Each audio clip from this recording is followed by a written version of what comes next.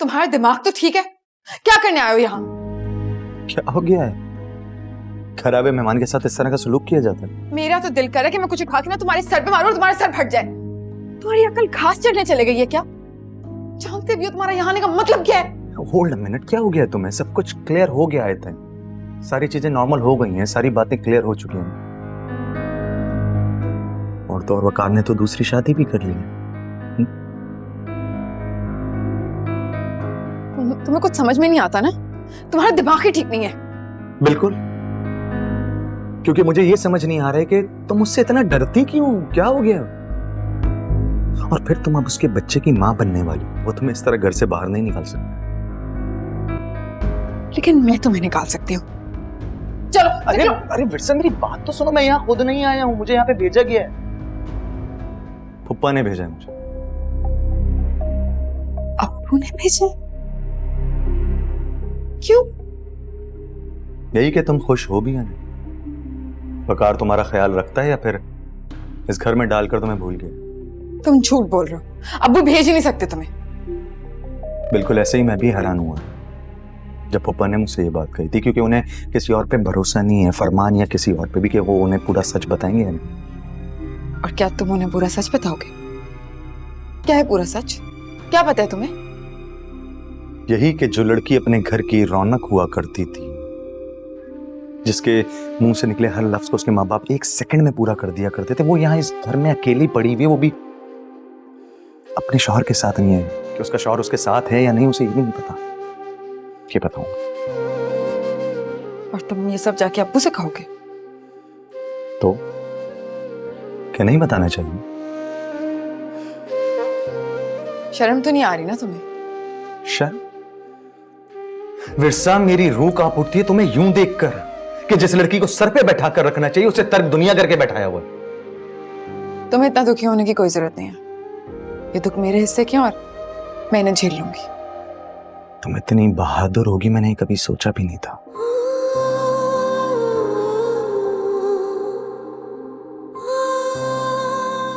मैंने वकार से मोहब्बत की आदत,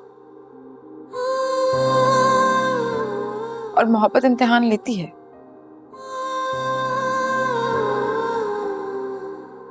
सच कहा तुमने कि मोहब्बत इम्तिहान लेती है।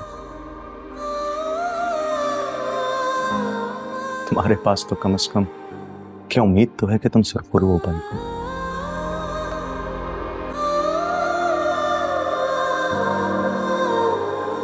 मेरी मोहब्बत को बदनाम मत होने देना आते।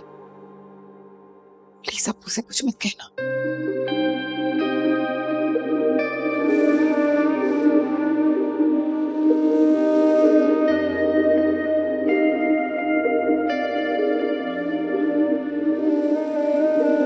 मजबूर दिल तेरे प्यार में कैसे रहे इंतजार में।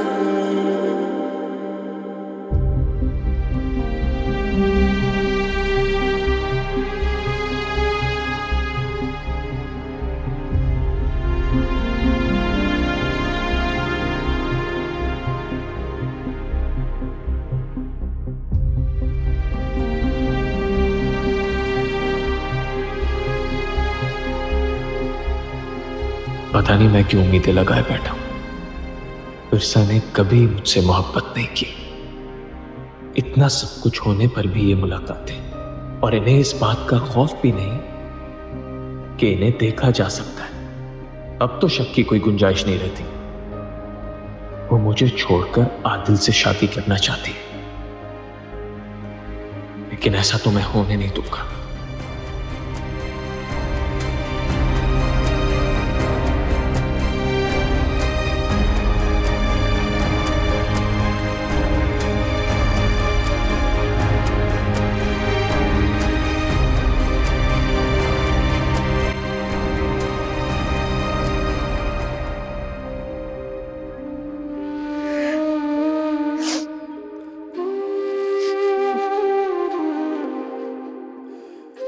आप क्यों रो रही हैं भाभी? मत रोएं। जो कुछ आपने कहा, जो आपने किया, वो सिर्फ आप ही कर सकती थी। मुझे नहीं पता तुम किसकी बात कर रही हो। वही जो अभी यहाँ आपसे मिलकर गए हैं। मुझे लगता है कि तकदीर ने जो कुछ आप दोनों के साथ किया है उसमें जितनी बेकसूर आप हैं उतना वो आदिल भी है। मैं नहीं जानती कि तुम क्या समझ रही हो हेमा, लेकिन मैं इतना जरूर समझ गई हूँ कि कभी कभार इंसान का सबसे बड़ा कसूर ये होता है कि वो बेकसूर है। मैं सब समझ रही हूँ भाभी, आपका दुख, आपकी मजबूरी, सब कुछ, मगर आप ये नहीं समझ रही। उसे यहाँ आपके पास आपके अब्बू ने भेजा था, वो अपनी मर्जी से नहीं आया।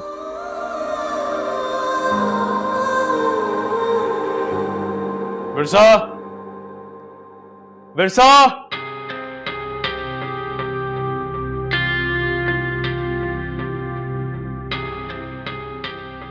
विरसा,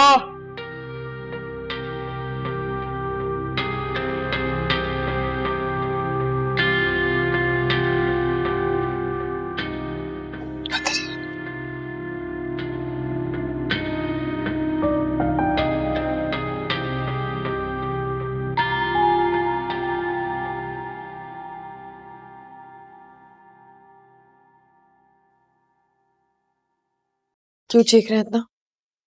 क्यों आया था ये आदमी? हैरान हूं मैं कि आज आप आदिल भाई को आदमी कह रहे हैं, मेरा आशिक नहीं। खैर, उन्हें मेरे अब्बू ने यहाँ भेजा था देखने के लिए कि जिन शराइत को कबूल करके आपने पक्के कागज पे साइन किया था, क्या आप अभी भी उन पे कायम है या नहीं। उन्हें भी यही शख्स मिला था यहाँ भेजने के लिए जो 1 की 4 लगाएगा। 4 लगाए या 10, मुझे इससे कोई फर्क नहीं पड़ता और आपको भी नहीं पड़ना चाहिए। उन्हें मेरे अब्बू ने यहाँ भेजा था ताकि वो देख सके कि उनकी बेटी कैसी है और किस हाल में। खैर, आप मुझे ये बताएं कि आपने अपनी कमिटमेंट अभी तक पूरी क्यों नहीं की। तुम कुछ ज्यादा नहीं बोल रही हो आज? मैं जानता हूँ ये शायद तुम्हें कहां से मिली इतना बढ़ बढ़ के बोलने की। मुझे किसी ने कोई शय नहीं दी, लेकिन अगर आपको ऐसा लगता है तो अब नहीं कहूंगी। तुम्हारे अब्बू की एक शर्त के अलावा मैंने बाकी सारी मान ली है और उन पर अमल भी हो रहा है। मुझे इस बहस में मजीद नहीं पढ़ना। शाइस्ता जी, जब साहब चले जाएं तो दरवाजा बंद कर देना।